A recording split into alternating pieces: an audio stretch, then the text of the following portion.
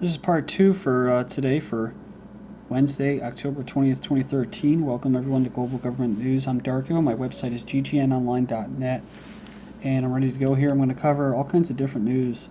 The economy, eugenics, related to the economy, using the economy to carry out type of, I don't want to say population reduction, but it's a form of kind of euthanasia. Economic euthanasia, I guess you'd call it. The British workforce is in a demoralized state, says a survey. It says according to technology firm Kronos, a majority, 61% of employees feel neutral or unhappy about going to work, showing that the UK workers lack motivation and job satisfaction. Only 1 in 4, 26% of employees, were very satisfied with their work.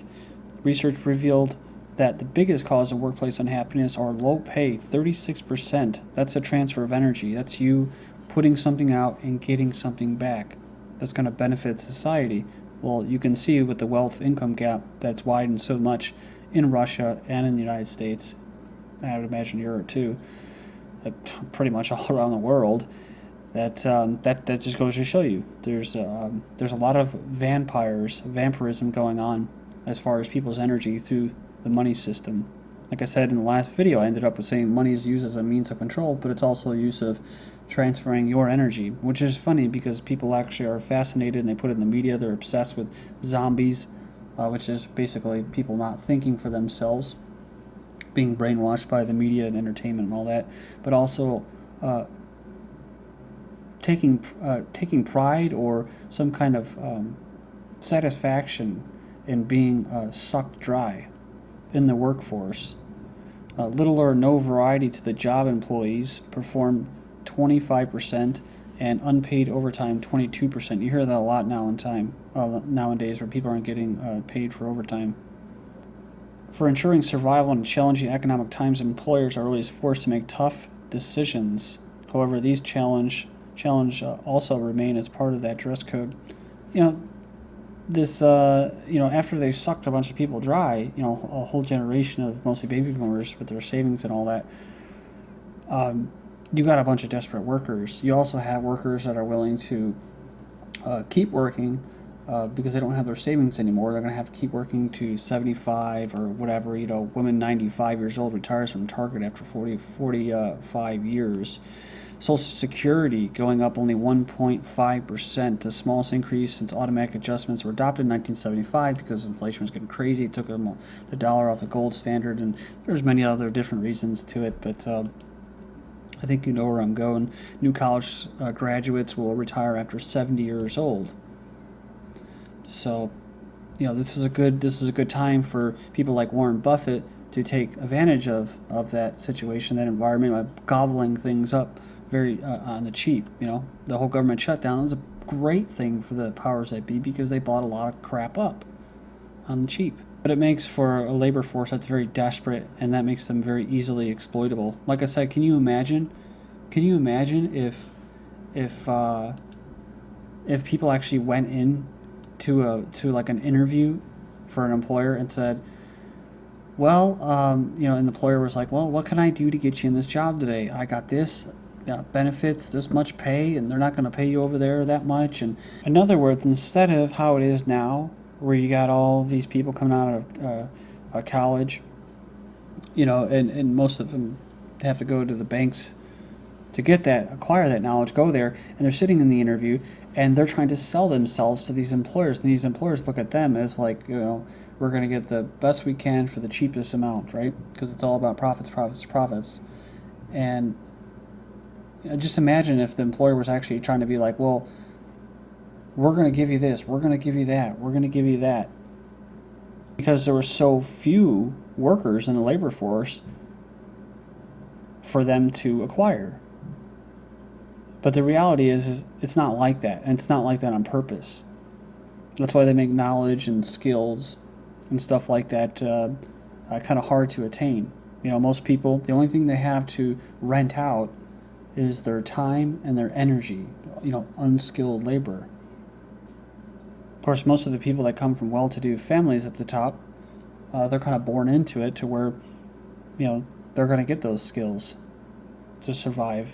They're not going to be exploited, and they're going to be able to. They're not going to have to go through what most people do, which is try to climb the corporate ladder. You know, they call it. I think call it social or economic mobility, which is a bunch of crap. So this one woman who's 95 years old, retiring from Target after almost 50 years of service, she says that she'll miss the customers. She says, Target has enriched my life. I'm welcome here, and that means everything. She says, you got to enjoy what you're doing and put your heart into it. Unlike these, 26% of employees that are very satisfied with their work. Her philosophy is, if you don't use it, you lose it. So, that's good. That's she's got some good advice. Some actual knowledge to pass down. I'll miss the public. I'm a people person, so she wants to socialize. She doesn't want to be thrown into a nursing home where she'll be drugged up, starved to death slowly, and drooling on herself. Right? Of course, Target will be there to take advantage of that. It's just too bad that we don't have a different type of society. Where we don't just leave each other out to hang. It's every man for himself, because then you could have like these community gardens or, just whatever. There's all kinds of different things that people can do when they, if they weren't exploited, they'd have money to shore up, and they can create a community garden where they actually do make, whatever. They do get compensated for their time and their products and services, but they're doing something that they love and that they enjoy. The key is that they're still doing something. Gardening benefits elderly people to live longer. The study was carried out in Stockholm, Sweden. It says that it reduced the risk of heart and stroke by 27% and death from any cause by 30%. And I just want to point this out and I'll move on here. You have to remember, you're in this type of society where you're treated as an economic, usually asset or a liability. Obviously, when you get older and you're about ready to collect, you're a liability. When you're young and you're desperate, and to a certain extent, you kind of dumb, young and dumb, you're ready to be exploited. You're an asset. So it makes sense that they would throw you away into a elderly home when they're done using you. The study found that people who were more active on a daily basis had a lowest risk of heart attack, but those who were merely active without exercising still had a lower risk than those doing nothing. It said the message of the study was simple: don't sit down for long periods, get up on your feet and do something you enjoy that involves moving around. Interesting here as far as health news goes, keeping blood sugar low may protect memory. There's a growing body of evidence linking elevated blood sugar to memory problems. It's possible that blood vessels effects can damage memory. Elevated blood sugar levels damage small and large vessels in the brain, leading to decreased blood and nutrient flow to the brain. It says that it basically affects brain areas like the hippocampus and a structure particularly relevant for memory. So, big shocker, doctors are motivated by profit. They treat patients as ATMs. Here you go, doctors make needless tests out of fear of being sued for not doing them. It's all about liability, right? That's a big thing about hospitals, liability. Everything in our society is about liability, which a lot of things that don't make sense, that's the reason. It goes back to that. The vast majority of healthcare costs occur in the final last year or so of someone's life. It says politicians who want to do something sensible about this issue get accused of rationing healthcare. Doctors not only have a financial incentive to prolong life needlessly, they also worry about not prolonging life out of fear of being sued by family members. Which is why you hear, I don't want to say it's horror stories, but I do think it's kind of messed up when I take it that far, but that's the way it is, man. You submit to a hospital like the Amish. Now they're saying, we have to give your Amish kid, chemotherapy and all that stuff. They're forcing their child. The courts ruled that now. And they're like, no, we don't want it. The kid doesn't want it anymore, the treatment. Detaining patients against wishes carries legal risk. A column analyzing the impact of recent court decisions. So, it's detaining people. Detaining is a form of false imprisonment, and that's what they do. And they rack up the bills, kind of like mechanics. CVS, more than 2 million Americans being dropped from their health insurance plans. They say it's just a tip of the iceberg. They said insurance companies have no choice because of Obamacare forcing them to drop many of the plans that don't meet the law's 10 minimum standards. What we're seeing now is the reality coming into play. And remember, I covered these articles recently about organ harvesting and selling of organs for money, exploiting poor people again. It says study, remember this, we just covered on the 25th. Study says pay people $10,000 to donate kidneys. It would save money, ease the waiting list, says researchers. 27th, the Bangladesh poor selling organs to pay debts. It says here they resorted to selling organs to pay back microcredit loans that were meant to lift them out of poverty.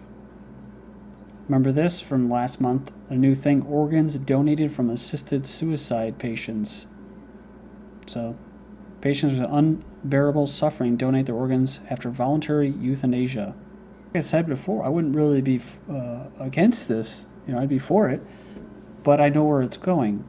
It says here only 35% support Quebec's aid in dying bill. They're confused about what the bill actually means, and once they do understand what it means, they eventually are not for it. When the poll participants were informed that the Bill 52 is based on a Belgian law and that studies revealed that 1/3 of Belgian patients given a lethal injection were killed without consent, 83% of the respondents expressed concern that this might happen in Quebec. Yeah, so just imagine that a third of people didn't even give their consent, but that was, that's voluntary, right? You get thrown into you're a dissent, right? Dissenter. You're being monitored by the EU because you're intolerant. You get thrown in to a similar home like the old people. When they're done with them, they drug you up, you're drooling, and they say, hey, this guy volunteered to euthanize himself and give up his organs. All right, yay, we got a volunteer. Hey, guys. We're talking about prolonging life, making a lot of money off people. Head trauma treatment advances mean less available organs for transplants. Successes in preventing and treating head trauma over the past decade has had the unfortunate consequence of fewer organs being available for transplant. Eventually, they're just going to try to create them in labs. They've already successfully done it, I think, with at least one or two, maybe a kidney or something. But and then, of course, cryo-freezing them. That's the future.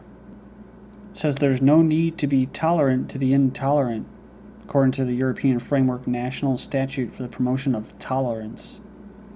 So all 28 EU member states want to establish a special administrative unit to monitor any individual group expressing views that self-appointed guardians of the European multiculturalism deem to be intolerant.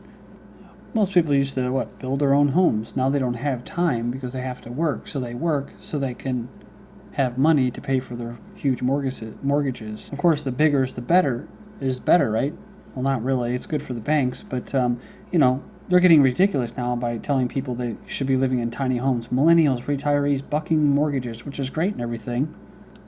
But they're still not made by the people. They're made by strangers, prefab, right? Prefab, 100 square, prefab, nomad, microhome. Could you live in something this small? So the thing here is about families. Well, let's see, does our society function around the family? Well, no, not anymore. So then this would work. And now there's 3D printing houses, 2,500 square foot house in 20 hours. So misery usually likes company, right? America's least favorite neighbors are renters. Why? Well, because they're not paying huge mortgages. They'd rather have people that didn't speak the same language, didn't have the same family structure, or the same race before they would choose a renter. So it might be disheartening news for the large proportion of renters who can't actually afford to buy a home. It said renters are less likely to adapt to local customs concerning noise, trash, parking, lawn, and upkeep.